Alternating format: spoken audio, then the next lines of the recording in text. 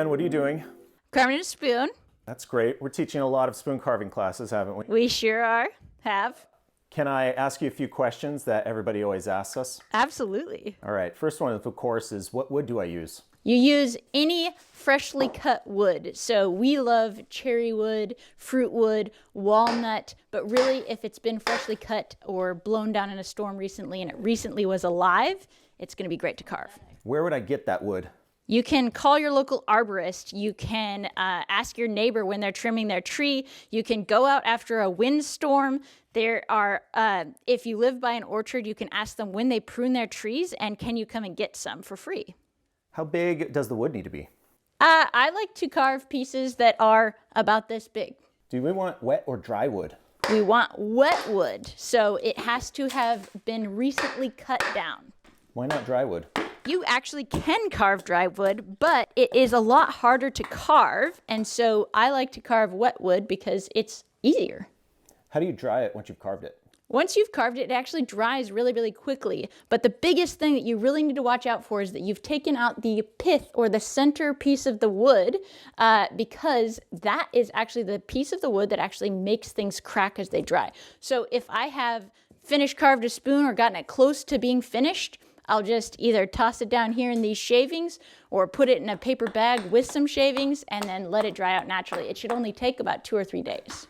What tools do I need to carve with? You can carve almost anything flat with a single knife. This is called a sloyd knife, and it's a little bit different than a pocket knife, but you can get away with just about any pocket knife when you're first getting started. Once you get into it a little bit more and you want to start curving some things into it, you want either a bent gouge or a hook knife, or this is a scorp.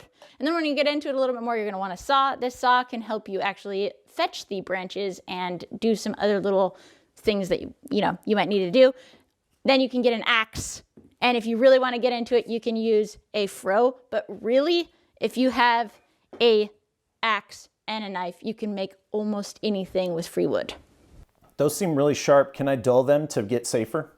Dull knives, contrary to human logic, are actually much more dangerous than sharp knives. The sharper the knife, the less force you need behind it, and the lower the likelihood that you'll actually cut yourself. Well, how do I know if my knives are sharp enough to carve safely? That is an excellent question. A lot of people like to use a piece of paper to cut, but really if you're cutting wet wood and it's not kind of butter-like, if it's not like carving a hard cheese or a pear, then you probably need to sharpen your knife. Also, if your knife is leaving a lot of little ridges in your wood as you're carving, that's another sure sign that you're going to want to sharpen it. Are my knives ready to use once I buy them?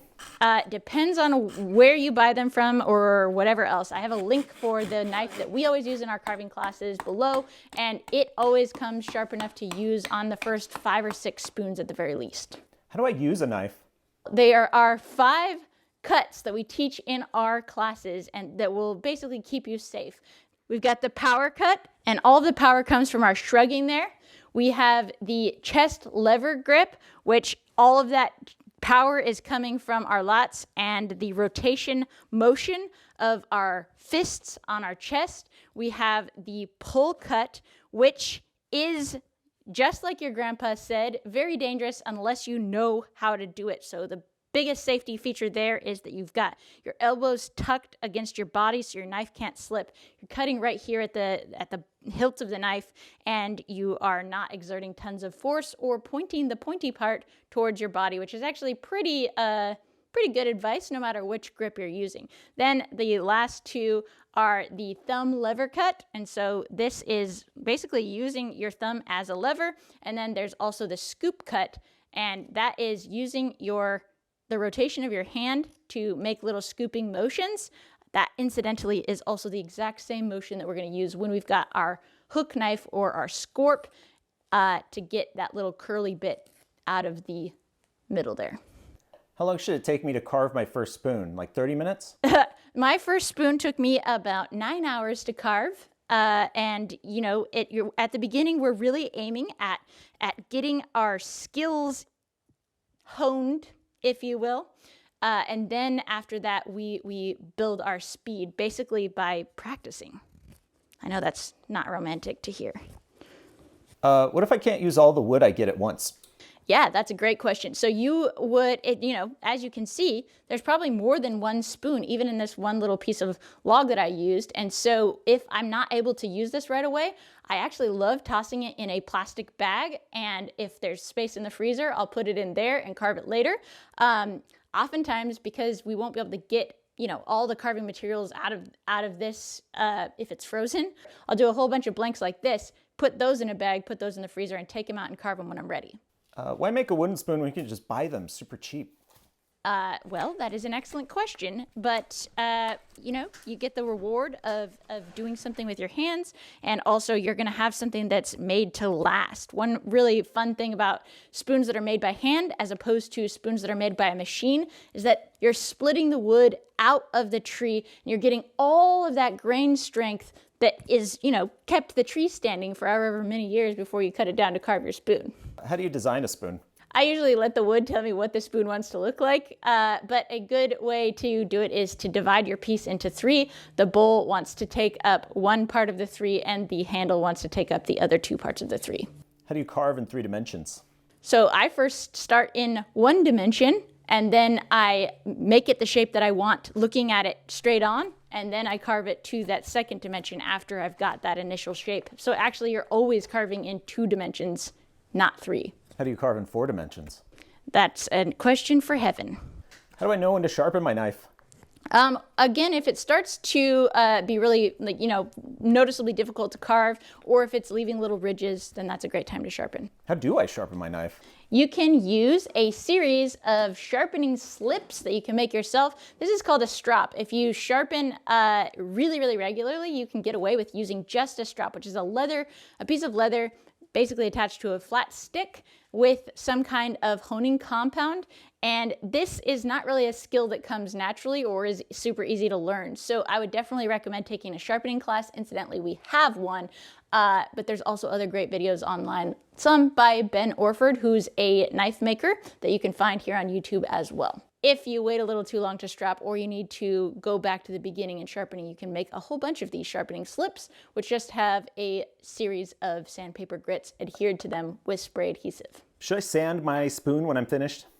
Ideally, we're going to build up our skill set so that we can carve a finished spoon right off the knife and avoid having to sand. But sometimes there are really tricky bits that just don't want to cooperate, and so you can.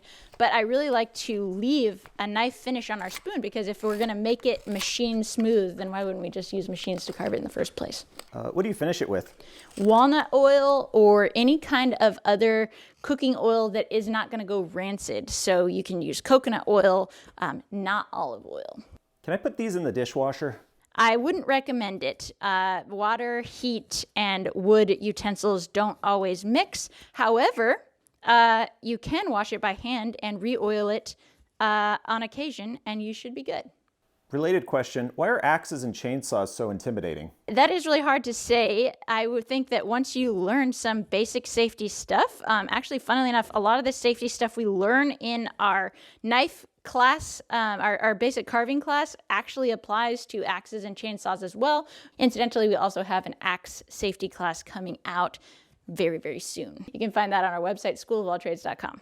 Josh and I are just getting ready to teach one of our spoon classes that we have available on my Squarespace website, schoolofalltrades.com. And Squarespace has provided me, as someone who's not super tech savvy, with a platform where I can easily drag whatever I want to put out there into the world into a beautiful artist design template that then presents it to whoever I want to see it. And through that, Josh and I have worked super hard. As we were building the physical building for the school, we hit all kinds of road bumps like COVID-19 and material delays, material price increases, lost labor, all those kinds of things that kind of put us at a stop. But instead of stopping the dream to teach those classes, we found a way to use Squarespace to host those classes online. Squarespace has a new scheduling app that allows us to schedule all kinds of online events and then communicate with those people automatically through the platform via email, which has made making online classes actually happen totally possible. If you'd like to take an online class, go to schoolofalltrades.com. And if you're looking to launch your own website where you can put a photo gallery online, start a blog, or even maybe teach some online classes of your own, go to squarespace.com. And when you're ready to launch, go to squarespace.com/AnnofAllTrades for a 10% discount. If you're interested in spoon carving, but you're not quite ready to commit to a class, check out this playlist. I have all kinds of free resources you can check out first. Cheers!